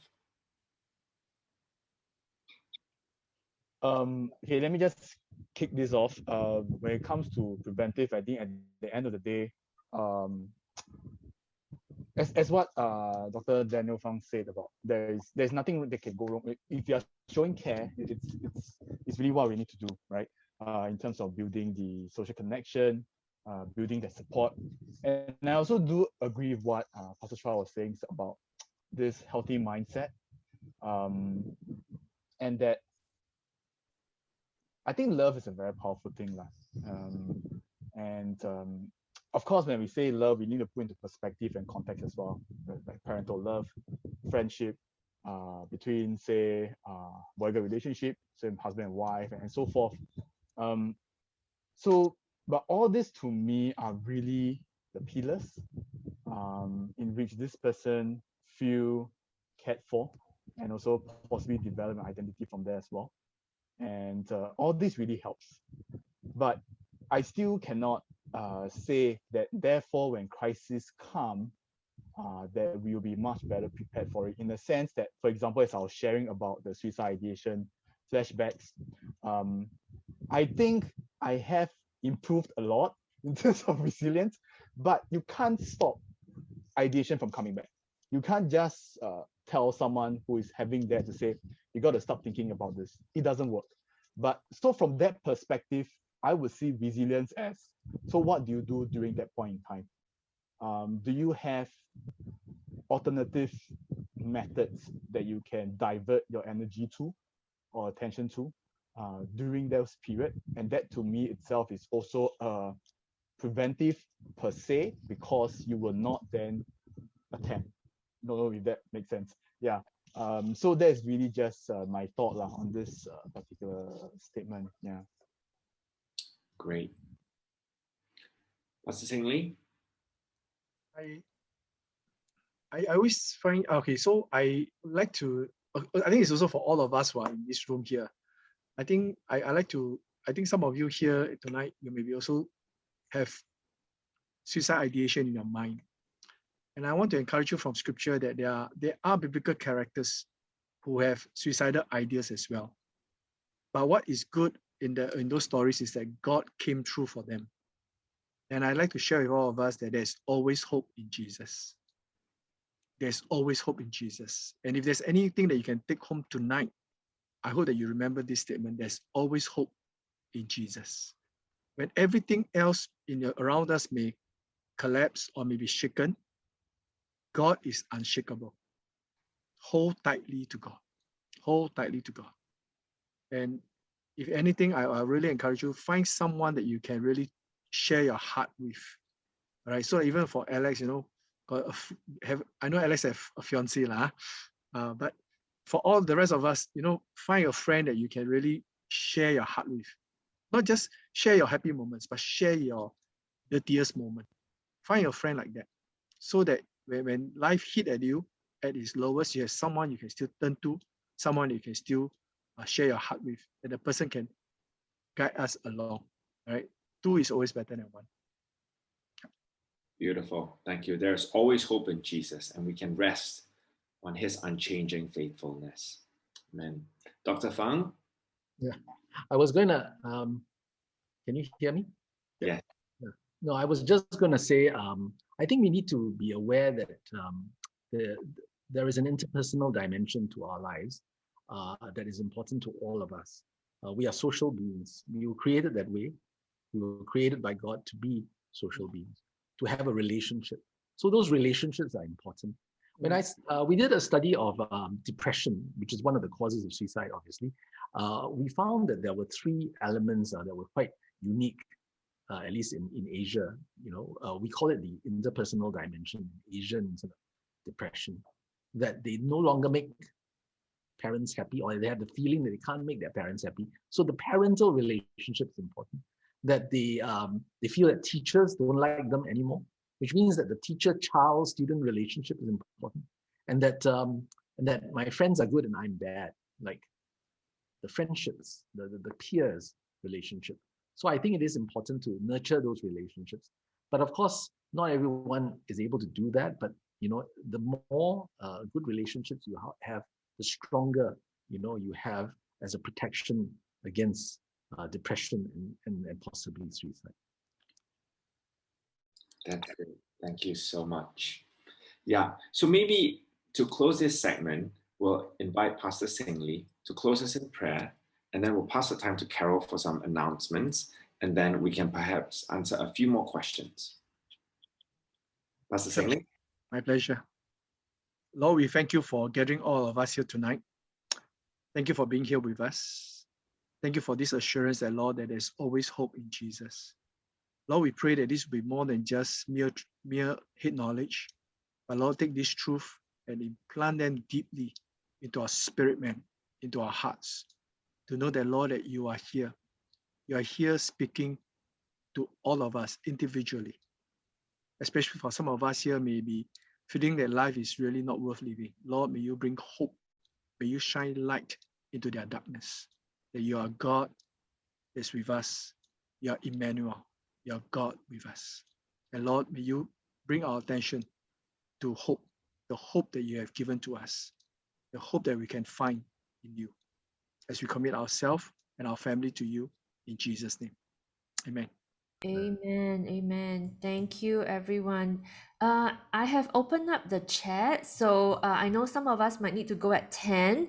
So let me share with you some slides on where do we go after this session. There will be a slide on helplines. But in the meantime, can I invite you to put into the Zoom chat what is the one thing that you have learned before you leave, okay? So what is one thing that you have learned from tonight, and what has God spoken to you about, okay? This slide is about an upcoming Christian mental health conference. It's focusing for pastors and mental health professionals only. And so for those of you who are pastors in this place and mental health professionals joining us tonight, you are most welcome to come and join us on July 15 and 16. Just scan the QR code to register. Or if you share this with your pastor and the mental health professionals around you, please invite them to come so that we can grow together as a body of Christ to deal with this issue together. There are a lot. Carol, Yes, can I go interject? ahead, Pastor. Yes. Yes. This seminar will likely to be on virtual. It will no longer be at One Farrer Hotel. Yes. Sorry, I missed And that. Dr. Daniel Fung will also be speaking. So, yeah. Right. Yes. Yes. He's not here, but he will be speaking. Okay. Very good, very good. Okay, all right. We can't get enough of both of you, so be back in July for pastors and mental health professionals. There are a lot of resources and help available. I can't list everything here in one slide. I have only listed the hotlines. But if you scan the QR code, you would go to an article by Salt&Light. And at the end of the article is a very comprehensive list of both the hotlines as well as where you can consider going for counseling. Okay, so there's a lot of help that's available. So don't fight this alone. You're not alone in this. Reach out for help and let others share the burden with you. Okay. If you have any other questions, okay, you can email us at familynight@saltandlight.sg. If you are a parent in this place and you are very burdened and you want to get into a community of praying parents, you can also write in and we'll be happy to connect you so that you can, pray, have other people praying alongside you as well. This session is being recorded and has been recorded. It will be made available on Salt&Light's YouTube channel next Friday. Okay, all our past sessions, we are going to be almost 1 year old already. We started in August last year, and you would find all our past sessions covering different topics that we face as fellow brothers and sisters in the YouTube channel. So feel free to go check it out. The next time that we are coming back, so Salt&Light Family Night happens on the last Tuesday of every month, and the next topic that we're going to discuss has to do with bullying. Okay, whether is it online or offline. So come and join us. Registration is open, so scan the QR code and join us again at the same time, 8:30 on Tuesday. And if you have benefited from tonight's session, do consider supporting the Ministry of Thirst Collective. The QR code is there, so you just go to your internet banking app, scan the QR code, and contribute financially to the good work of Thirst Collective. And they are doing excellent work in Thirst, in Salt&Light, as well as Stories for Hope. And let's come together to serve the larger body of Christ together. Yep. So thank you so much. Yeah, thanks for all the learning points that have come in.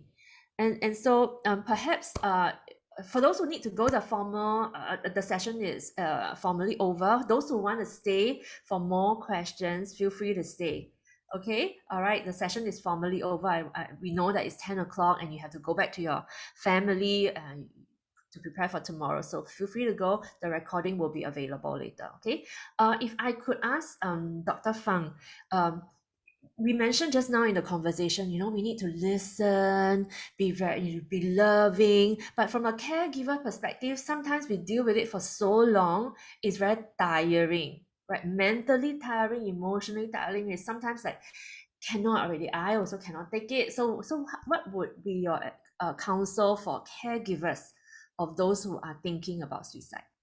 Yeah, and also caregivers who have we have for people who have chronic mental illness, and that suicidality is one of the symptoms that are ongoing, and it's very tough. I think caregivers need support and they need respite.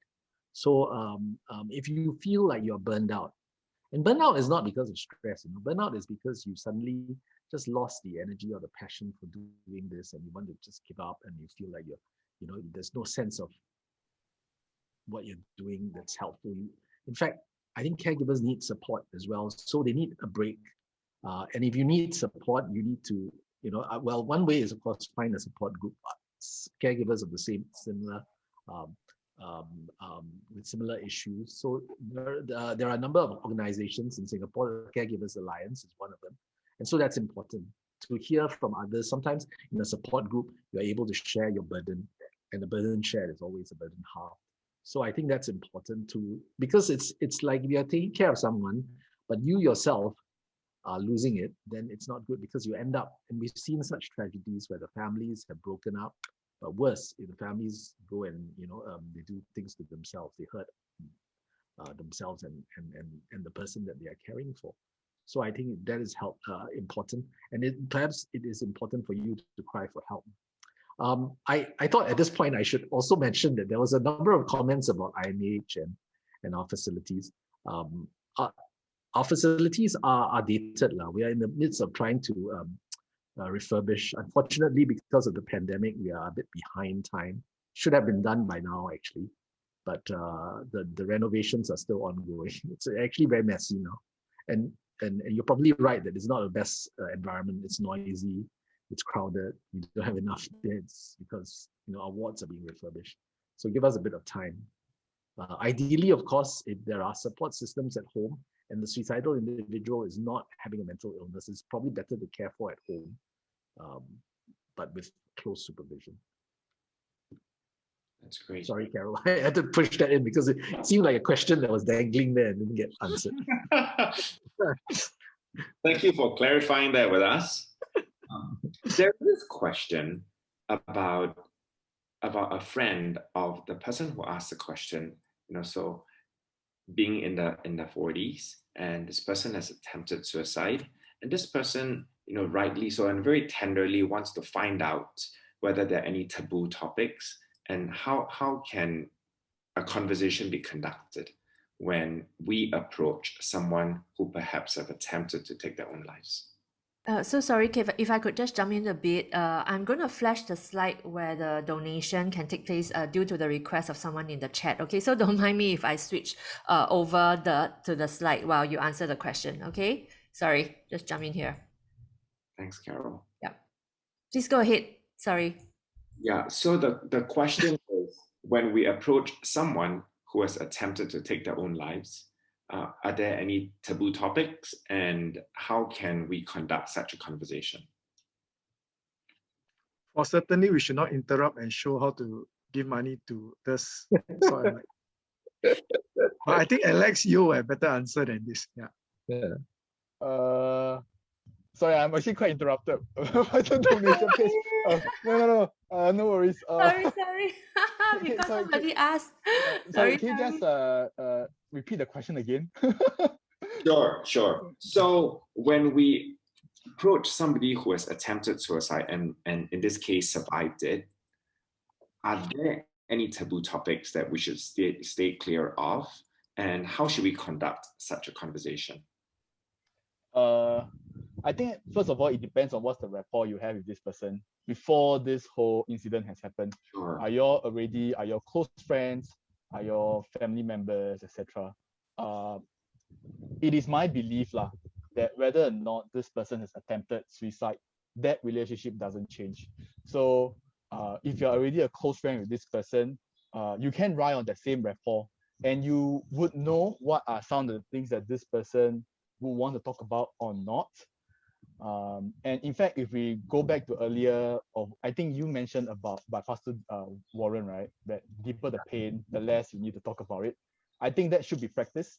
So it all boils down to what is this person's comfort level at that moment to open up to you, more so than is there any taboo subject that we should talk about. But of course, I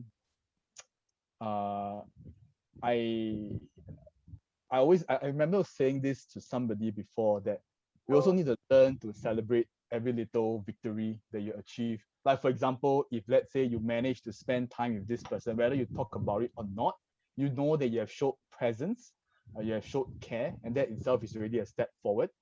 And along the way, as this person open more and more, then we'll see where the conversation goes. It does depend on the comfort of this person. But at the end of the day, I think you also need to remind yourself that you are not the professional. So you need to be aware of your limitation as well, right? Of whether are you able to do things like say counseling or even trauma care and things like that.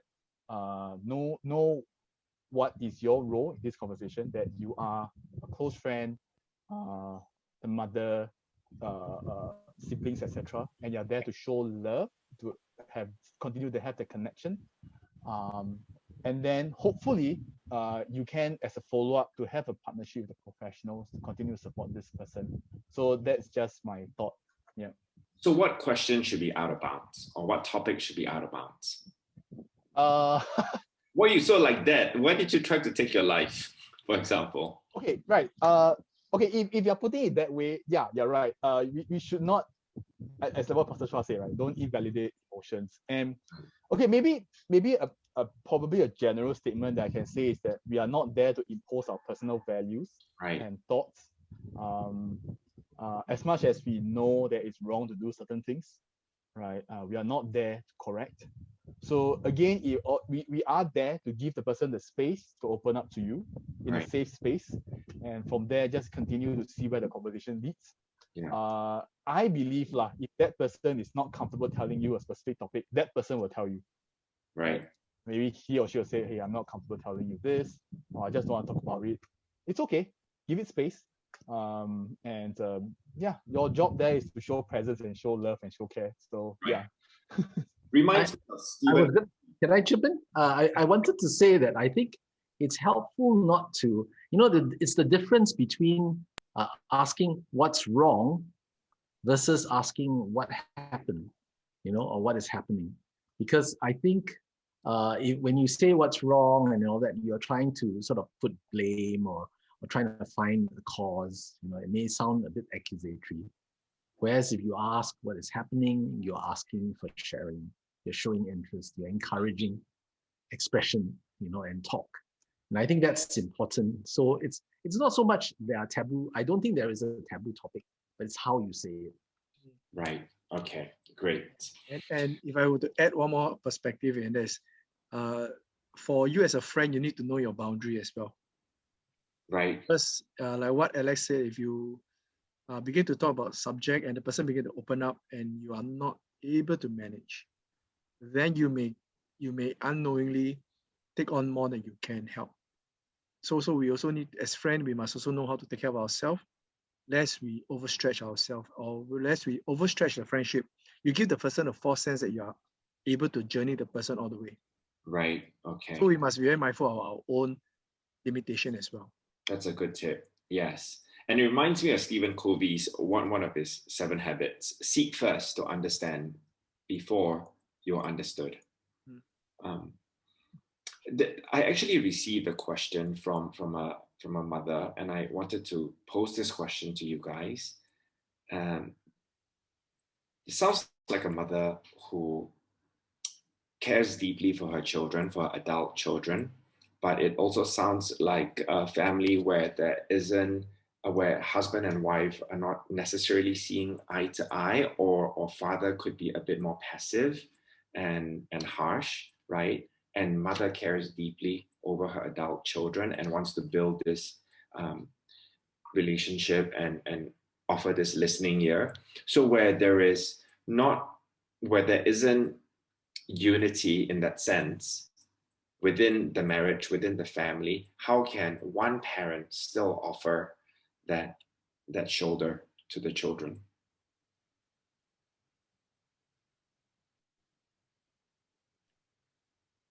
Could you restate your question again? Yeah, I lost it.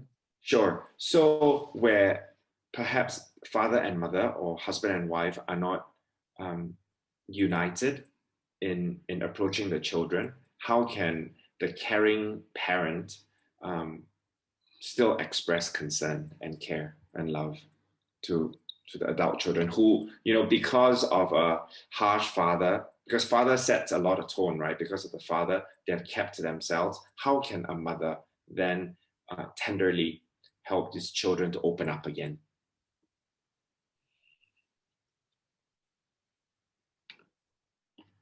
I would think that there's no simple answer, because you're talking about many years, maybe even decades of pain and suffering.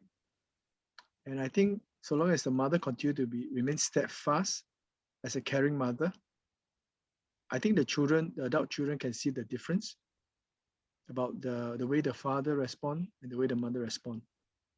And I think the adult children would know how to relate to the mother differently. Yeah. I think we live in a fallen world, and we are all imperfect in our ways. And I think, but what in our weakness, if we continue to try to love, I think love covers multitude of sin. I think love helps to build bridges. And I will encourage the mother to continue to love your adult children. They are always your children. Yeah. Like I say, no short answer for decades of pain. For sure. But I'm sure the Lord is very partial to the cries and the prayers of a mother, of a praying mother. And he inclines his ears to her cries and to her pleas. Amen. Amen. If I could ask also a mother-related question that came up in the chat, is there a rise in suicides due to postnatal depression? And what are some resources for mothers? Dr. Fung, would you like to speak into? Yeah, no, I don't think there's a rise. The rate of postnatal depression, based on a number of studies, have always suggested about 10%. What we probably see now is because they are doing a lot more screening, so you pick it up a lot more. Actually, it's not very uncommon. It's quite common. The woman's risk of a mental illness, and including depression, is highest during the perinatal period in the entire lifetime. So that's why support and I think in Asia we're better off in some sense because we have a lot of social support generally, but there are some individuals that are very isolated that then they may need more support. What can you do? I think today all our maternity hospitals actually have an awareness of this. In fact, there is a government task force that is trying to look at the mother-child diet as an important support that needs to be given for all mothers. And we only have 40,000 mothers every year having a child, about thereabouts. So I think it's something that we should, have services for. It's available. If you're in, the public hospitals with KK and NUH, and then the private hospitals, just letting the obstetrician know.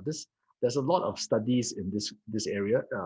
It started with one longitudinal study called the GUSTO, the Growing Up Towards Healthy Outcome study of Singapore. So I think there are resources.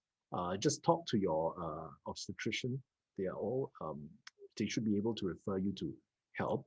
Or if you're someone caring for someone with postnatal depression, go to your obstetrician. The support systems are within the maternity hospitals. You don't have to come to IMH because people say that's very stigmatizing. Generally, we do have a service. Our support is mainly for the more severe mental illnesses. Dr. Fung. Yeah, sorry, go ahead. No, I was just going to add on because there's a bunch of questions in there about medications, which I thought we didn't quite address. Do medications cause suicidality? Some of the antidepressants have a black box warning because it appears, and this probably has to do with the fact that antidepressant medications tend to, in the initial phase of its action, may cause a certain degree of sort of disinhibition of feelings, and so suicidal thinking becomes increased. But whether it causes increased suicidality is probably not true, because many of this, and this is based on a number of studies that suggested that a lot of people who had depression and committed suicide, many of them didn't have blood levels of antidepressants. I mean, they weren't taking their medications in the first place. But there is a risk when you start someone on antidepressant, and in the initial first couple of weeks, there's a higher risk because the suicidal thinking is there. There might be some impulsive acts, so they need more monitoring. It's one of the reasons why people get admitted to hospital and not be monitored as an outpatient. But of course, we try very hard not to have to admit. And admission is always not as someone who's very suicidal, you need a very safe and calming environment. And it's difficult in a crowded ward, I think, today, particularly in a ward that has got, today our wards in IMH have about 40 or more sometimes patients, and can be quite not very suitable, but it's safe in the sense that there is monitoring. But can you use medications to treat suicidality? There are some medicines, particularly in bipolar disorder and so forth, like lithium, for example. It's very old medicine, but very good for suicide reduction. There is an antipsychotic, another old antipsychotic called clozapine, which is also very good for reducing suicidality, particularly among schizophrenia. So I hope that answers some of the questions that were in the Slido. Thank you. What would you advise parents or caring adults who seem to be dealing with many false alarms and it keeps recurring over and over again? What advice would you give? Because every time they deal with it, it seems like real, but actually they can't really tell whether is it a call for attention or is there anything more alarming. So what would you suggest to parents? I think you have to be long-suffering and a bit persevering sometimes. A young person, the suicidal risk, I think, with someone who is going through a mental illness and frequently expresses an intention to die, is always very tiring for the family. If you can get them past a certain age, this will get better. But yeah, sometimes it is very painful. So the question is, what age is that? I usually like to say that when you get to adulthood and middle age, so between 35 to 40, you're a lot safer, at least from the childhood side of the thing. But that's many years. So of course the caregiver will be under a significant amount of stress, which is why you need support, and support groups are helpful in this area. I mean, talking to the psychiatrist or the counselor, whoever is managing as the main caring professional is helpful, because you also need support for yourself. I mean, I know many families that they break up as a result of the young person's difficulties, emotional difficulties. So it's not something to be scoffed at. It can be very tiring and very draining for the family. But don't give up. And there is always a light at the end of the tunnel at some point. But your caring and loving attitude probably will be important for the young person. And I would encourage, approaching a support group for some of these parents. If I may add about a recent personal anecdotal experience in a school where a student went up to the teacher and said that he's suicidal. And the teacher was refused to take it seriously, and the child committed suicide. All right, and so I think sometimes there's a, I mean, one life loss is one life too many, and I think there's a need for us to exercise long patience, especially knowing that young people is going through this period of a lot of emotional mood swing. There's a need for us to handle their cry for help seriously. I mean, the fact that for a child to say that I'm suicidal, there must be some trigger. And I rather we err on being more careful than less careful. Yeah.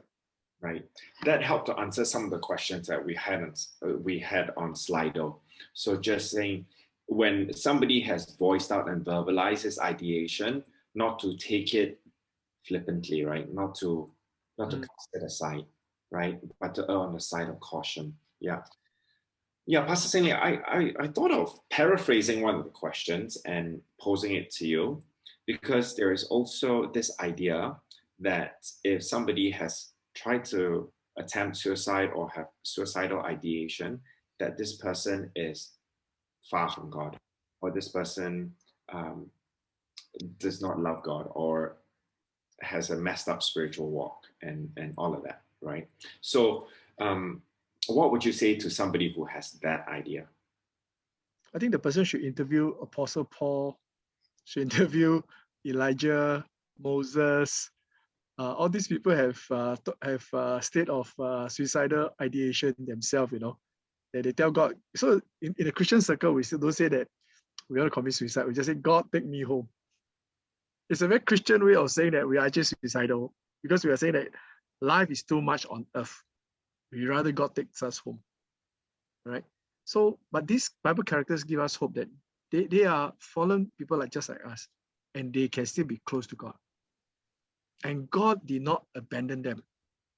And God didn't abandon us just because we say that we're giving up. In fact, God sent a raven to feed Elijah, you know. God sent people to help Moses, and so forth and so forth. So I think just because someone is going through a hard time, for the person to even be suicidal, means the problem the person is going through is bigger than the person can resolve. All right. I don't think the person needs judgment from us. I think the person needs empathy from us. They need love from us. Yeah. Amen. If I could ask a final question, I think we talked a lot about suicide ideation, but what about those who have attempted suicide? Are there certain things that we shouldn't say or be more sensitive about when it comes to someone who have already attempted suicide but was not successful? How can we support them? Alex? I think we start off by saying we don't judge. We are not there to tell them what they have done is wrong, or to tell them to stop doing it.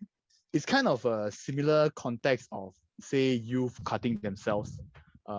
You can't just go to a youth to say stop cutting yourself, because cutting themselves has become a coping mechanism in which they have adopted, right? So to me, it's quite similar to suicide attempts. So we are not there to judge, and as per what Pastor Chua said, right, like there must be some reason for them to come to this level, in which we are not there to judge.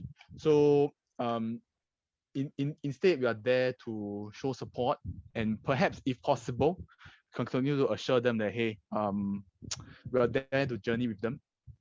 I think this idea of support group is actually a very powerful one, right? And also to continue to seek professional help and to walk this journey together.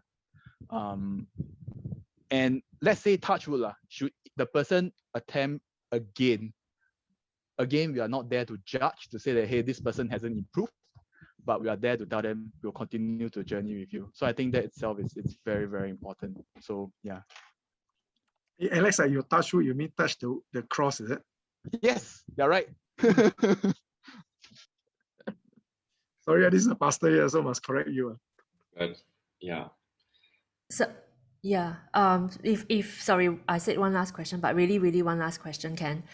This one was a question sent to me privately, and this parent's son was actually helping to console a schizophrenic friend very late at night, and then her son ended the talk and went to sleep. but his friend then killed himself. The son is now feeling very guilty and has opened up to the mom. So how can the mom help her son? So she's seeking help. What would your advice be? Alex? I'll, Sorry. Good.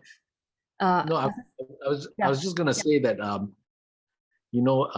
think the definitely the son may need some help and support and even counseling, because this guilt is quite it is not uncommon in this group who have, whether it's a friend or a relative or family member. I must say that I've said it before, schizophrenia is the highest risk for suicide, much more than depression. And of all the 8 cases that I had who have lost their lives under my care, they all had the diagnosis of schizophrenia. So it is sometimes very difficult in schizophrenia, because it is not really due to what we can do. The illness itself has a propensity, because of the hallucination and delusions, to drive the person to kill themselves. It's one of those effects. So I think to blame yourself is really bad, and perhaps there is a need for the person to talk to someone who understands schizophrenia. Yeah, I echo what Dr. Fung is saying, because I think for a young child to go through this, I think naturally he'll feel very guilty. Yeah, and I think he really needs a professional to walk him through this feeling and processing how he's thinking. Yeah, because in a sense, he's now facing a certain level of trauma. Yeah, to see his friend ending his life. Yeah. Thanks, Jack, for your question, and thanks for your vulnerability. And thank you, panelists, for all your beautiful insights. And I think a few themes keep recurring and keep coming up again. And this willingness to count the cost, to offer that time, the sacrifice of time, that listening ear, just to journey alongside and not to be touch and go. No, when we come across these instances and people who are struggling, loving and caring, and caring for emotional needs, and really investing in relationships within the family. Thank you for just surfacing these preventive measures, these very helpful handles again and again. Thank you so much. Carol, do you have any parting words? Yeah, just want to say, for those 200 over of us who are still staying back, I think there are many other questions that we didn't get to address.